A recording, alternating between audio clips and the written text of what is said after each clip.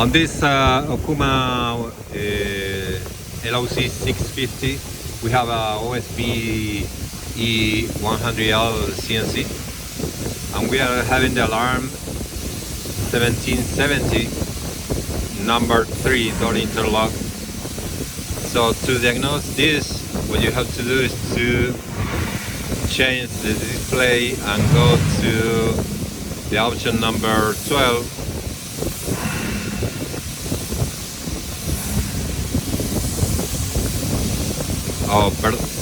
It's 11, the option number 11, where you have a PLC ladder monitor.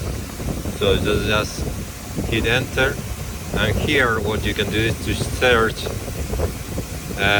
We're gonna search for the alarm coil, which is we have to remove the cap and enter right here M, and select the cap lock again, all 1770 70 03. This is the coil for this alarm number. So let's input that, and we're gonna look just for the coil. Let's hit OK.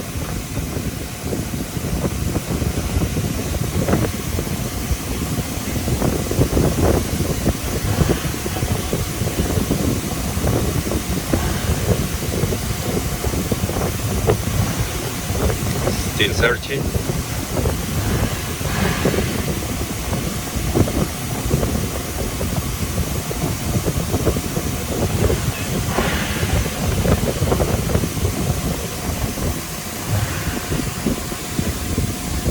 We should see the coil activated, like you see now.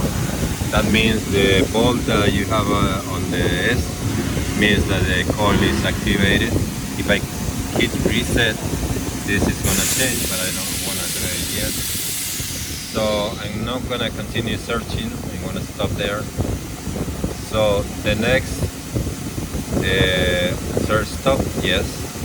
The next thing that we have to do is to check the two conditions that made the alarm. Actually, this is the condition and this is the root. If the axes are moving and you have this signal, it's going to trigger the alarm. So we need to look for this signal. So let's search and enter M caps lock PLC BIL1-B input, and again I'm gonna just search the coil and hit OK.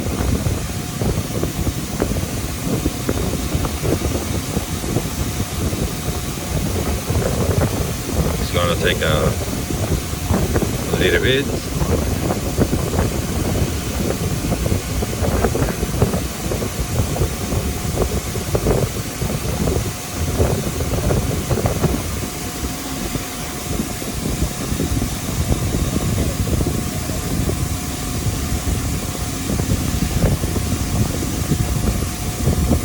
There you are. So what we have here is we have one branch, 2,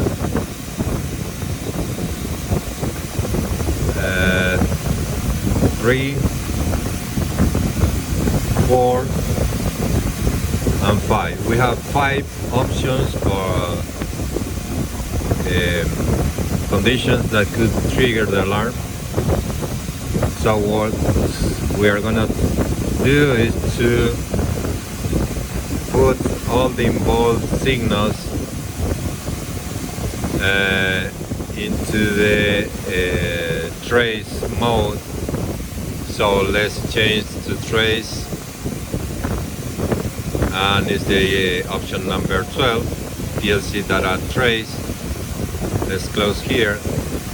So what I did is to change the condition and set here all the signals that are involved on the alarm.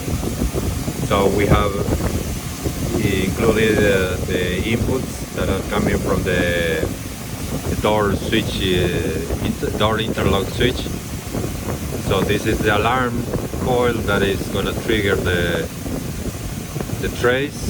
So, and I choose 24 milliseconds before, and we have a range of or a total of 512 milliseconds that we can memorize.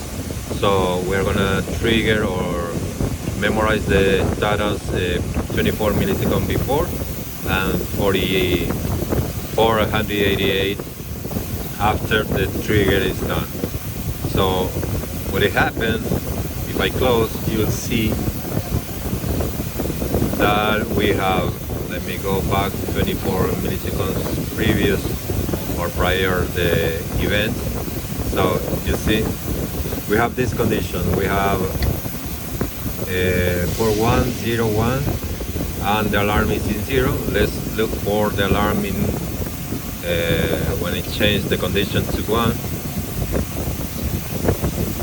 So we have the alarm here, but as you see we have a change right on the input I2 DRCL right here. It turn off, as well as the IDRCL input that is also turned off at the same time. But this is because we jumped the both signal with just one condition. So 3 milliseconds after we have the alarm, and this means that we don't have other than the inputs causing the alarm. These conditions are not met, or meaning that they kept it as they were. So this confirms that we have an issue, and then we have to either change the cable from, we already changed the door interlock switch, so now we are going to change the cable. And another way to memorize this condition, let me go to to parameter. Here in parameter, what it is to go to I/O signals, and here in next page we have 3 pages. In next page I set the module 14, FM14. This is the stroke 1, 2, 3 and 4, but we have the 14 and the bit 0. Where this came from? So let's check. Let's change the display to the I/O check.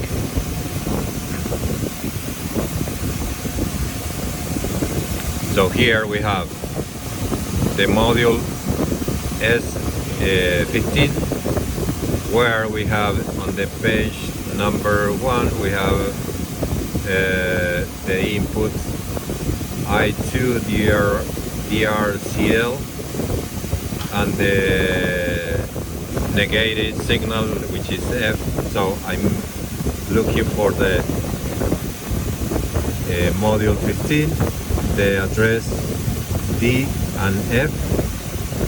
So this is in parameter. Let's go to I/O signals and next page, and you see we have 15, the address 0D and 0F. And if we go back to the I/O check and go to the module S14, we have 2 pages. This is the page 2 of 2, and on the first page we have the other signal IDRCL and IDRCL negated. So we have to check the address 14 on the bits number 0 and 2. So let's go to parameter and I/O signals next page, and these are the 2 signals that I enter. So what this is gonna do when I hit a K, it's gonna save all these signals that I configure here. So what you can do is to, at any time, you can come back to here to Magma, and then in troubleshoot info we have operate history and we have I/O signals, and these are gonna be, let's refresh, these are gonna be the monitor that we are gonna have with the time for those signals that we have configured. Okay, I hope this helps to understand how to check an alarm and the conditions for the alarm. Thank you.